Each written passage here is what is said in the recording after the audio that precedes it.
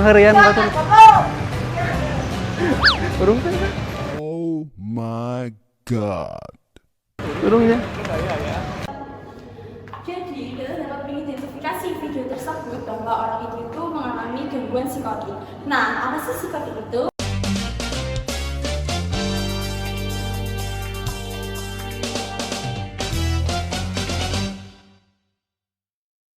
Psikotik itu adalah kondisi medis yang mempengaruhi pikiran seseorang sehingga mereka mengalami kesulitan membedakan antara kenyataan dan imajinasi.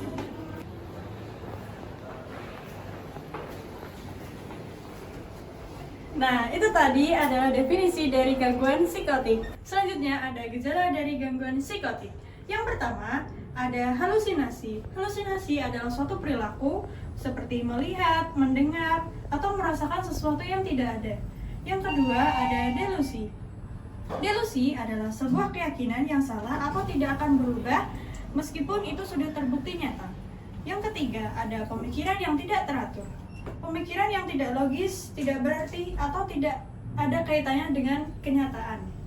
Yang keempat, ada perilaku kacau.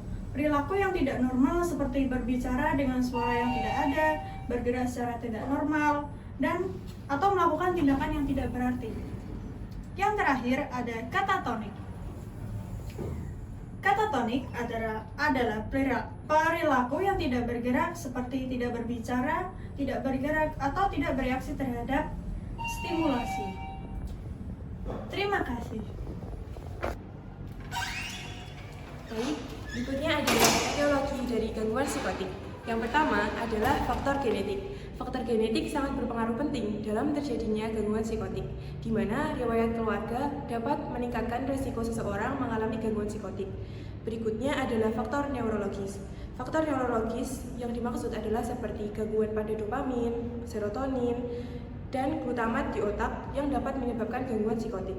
Berikutnya adalah stresor berat. Stresor berat yang dimaksud adalah seperti peristiwa traumatik, stres akut, atau perubahan kultural yang besar sehingga dapat memicu gangguan psikotik. Berikutnya adalah faktor lingkungan. Faktor lingkungan sendiri adalah stresor interpersonal, pekerjaan, dan pola relasi harian yang menimbulkan kecenderungan perilaku membahayakan diri sendiri dan orang lain.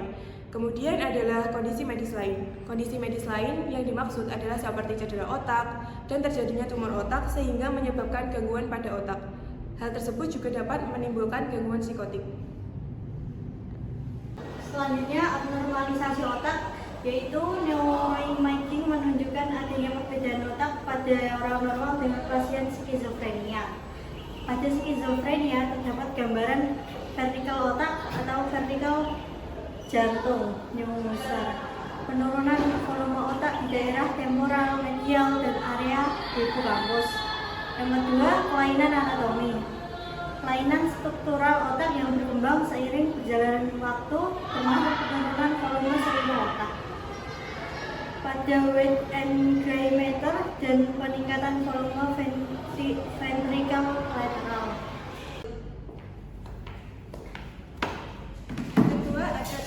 Keterlibatan neurotransmitter yang dibagi menjadi 6 bagian, yaitu yang pertama ada serotonin. Serotonin berperan dalam mengatur mood, tidur, dan makan. Defisiensi atau imbalance serotonin dapat menyebabkan depresi dan atau anxiety. Yang kedua ada dopamin. Dopamin berkaitan pada sistem reward yang terlibat motivasi, keputusan, dan pengalaman kesenangan. Definisi dan atau imbalan dopamin dapat menyebabkan depresi, anxiety, dan atau gangguan motivasi. Yang ketiga ada GABA. GABA berperan dalam mengurangi stres dan anxiety. Definisi GABA dapat menyebabkan peningkatan stres, anxiety, dan gangguan tidur. Yang keempat ada norepinephrine. Norepinephrine berperan dalam sistem fight or flight dan stabilitas mood. Imbalan norepinephrine dapat menyebabkan gangguan mood seperti depresi, anxiety, dan atau gangguan tidur, gangguan bipolar. Yang kelima ada endorfin. Endorfin berperan sebagai analgesik alami yang dapat kontribusi dan gangguan mood seperti depresi, anxiety, dan atau gangguan tidur. Yang terakhir ada oksitosin.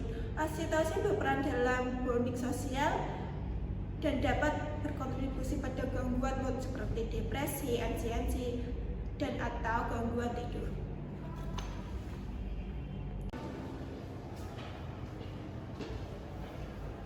Nah, teman-teman, berikut ini cara mengatasi gangguan psikotik. Yang pertama, ada konsultasi dengan profesional kesehatan mental. Yang kedua, ada pengobatan medis misalnya antipsikotik dan stabilisator mood. Yang ketiga, ada terapi psikologis seperti terapi kognitif perilaku, terapi keluarga, dan yang keempat, ada perawatan di rumah sakit. Untuk yang kelima, ada dukungan sosial dari lingkungan sekitar. Yang keenam, yang terakhir, perubahan gaya hidup seperti pola hidup dan hindari keadaan stres. Terima kasih. Nah, itu tadi adalah penjelasan dari gangguan psikotik. Apabila ada salah dari kami, mohon dimaafkan. Sekian dan terima kasih.